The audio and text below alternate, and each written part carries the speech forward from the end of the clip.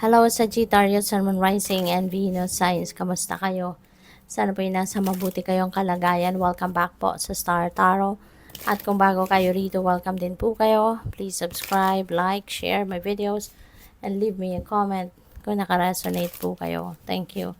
So, tignan natin kung ano yung mga messages ni Sag.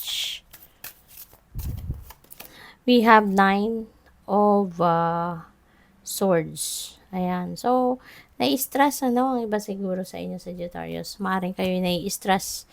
Marami ang iniisip. Oh, okay. Maaaring yung kinai-stressan ninyo, ito eh. You know, pwedeng nakaraan na din ito. Kasi this happened already in the past. This happened already in the past. Long time ago, nangyari to. Na nabitray kayo, naloko kayo, na-traitor kayo.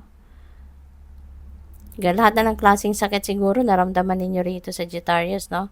Kung ano man ito, pwede kasing person ninyo to na nakasakit ng inyong damdamin, naloko kayo, na-cheat kayo, napagsinungalingan kayo, pwedeng kapamilya din, pwedeng best friend ninyo, you know, kaya malalim yung sakit. Tusok na tusok yung swords, 'di ba?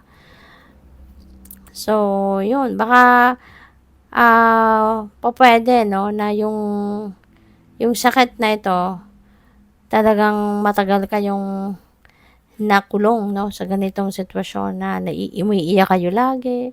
Siguro, you're experiencing sleepless nights, 'di ba? Kasi iniisip ninyo yan, yung pananakit ng damdamin na ginawa sa inyo. Maaari kasi na hindi mo rin na-expect na kung sino yung mga nakapanakit ng inyong damdamin, magagawa nila yun sa'yo. 'Di ba? Maybe, as in, wala sa hinagap ninyo na pwede nilang gawin yun sa'yo. Kasi maaaring mahal mo talaga mga taong ito, pinagkatiwalaan mo, 'di ba? Kaya hindi mo sukat akalain na magagawa nilang lokohin ka or saktan ka, 'di ba? Kaya maaaring yan ang nagdudulot sa iyo ng mga sleepless nights, yan ang nagdulot sa iyo ng hindi ka na nakakapag-focus sa mga gagawin mo, sa sarili mo, 'di ba? Kasi yun at yun na lang ang laman ng isip mo na hindi mo parang hindi mo matanggap, 'di ba? Maaring gano'n. Pupuwede rin na meron kayong pinoproblemang iba. It could be not related to this betrayal. It could be something else, no, na gusto ninyong malinawan ng inyong kaisipan. Maaaring meron kayong pinoproblema dito. It could be anything. It could be money, it could be family, relationships, love life. No, it could be anything.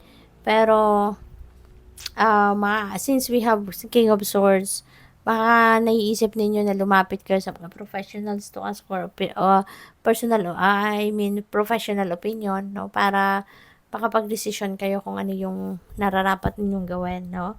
So, pwedeng may ganun din kayong ganap ngayon, Sagittarius. So,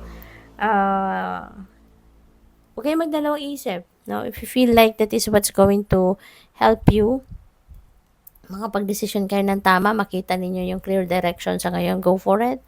Okay? Kumonsulta kayo to someone professional, okay? Para kung meron kayong mga legalities na kailangang i-observe, kailangan gawin, at kung yun ang makakasolve sa problema ninyo, then go for it. Okay? Huwag na kayong magpatumpik-tumpik pa. So, consult agad-agad para matulungan kayo kung ano na dapat ninyong move na gawin. Okay? So, by the way, I would like to say hi and shout out po sa ating beloved channel member. Welcome po sa ating channel. Kay Maria Embido 9643. Hello po sa inyo and welcome po sa channel. Thank you for your support. So, tignan natin ano mga messages ninyo. We have house. Ayan. So, baka related yan sa bahay or our family affairs, no, na pinoproblema ninyo sa ngayon. Ang iba siguro sa inyo din, baka nagpaparenovate ng bahay, nagpapagawa ng bahay, you know, baka kayo ay nagre-rearrange, nag-aayos ng bahay, reorganize, pwede rin ganun ang ganap, no? Or pwede nga, ang pinoproblema ninyo is related to house matters. Baka merong finances, no? Financial siguro constraint na kayo kung nagpapagawa kayo ng bahay, baka kailangan na ninyong additional na loan, kailangan na ninyo ng additional money, additional budget. So, baka yun ang pinoproblema din ng iba sa inyo. We have number 18, dog. This is about loyalty, no? Maaring ito yung naging issue, no? Dito. Kaya siguro kayo masyadong nasaktan. Kung ano man itong pananakit na nangyari dyan.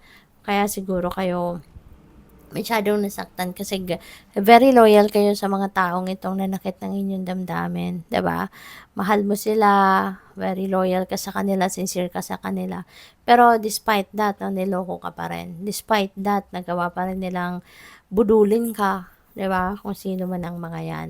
So this is a reminder then for some of you dito sa Sagittarius na paigtingin ninyo yung inyong loyalty, no? Be loyal to your friends, to your person, to your family, 'di ba? Na kung sino, pahalagahan ninyo yung mga tao na loyal din sa inyo, mga taong sincere din sa inyo, pahalagahan ninyo sila, no? So, what else? We have number 33 key. Ayan, so meron kayong bagong pintong bubuksan. There is new opportunity coming your way at nasa inyong mga kamay, 'di ba? Kung kailan ninyo ito i-take advantage, kung kailan ninyo ito titignan, kailan ninyo ito i-consider man lang, 'di ba? So it's all up to you. Okay? Good luck. Thank you for watching. Love and light. Namaste.